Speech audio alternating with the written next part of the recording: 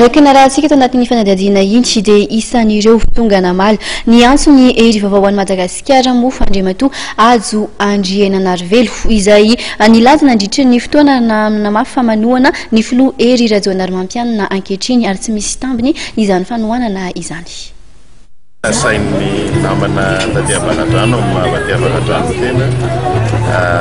anatrika an'izao ary isaorana azy manokana satria fihetsika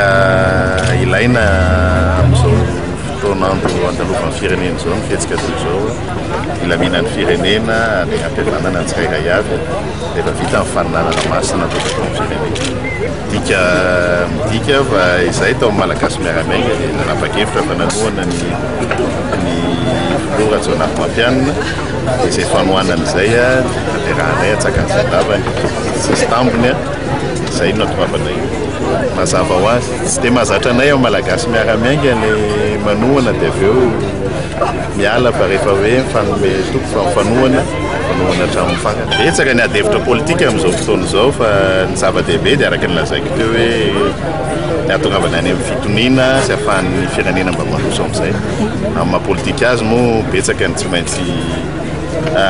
fanarahana tsy maintsy atao, betsaka ny adevitra toetoetina fa aminay ny zava-dehibe indrindra dia ny hoe ny olona izay mitovy hevitra amin'ny asa fampandrosoana sy mety nampandrosoana ny firenena ny zava-dehibe. Ary izay ny isan'ny nahatonga anay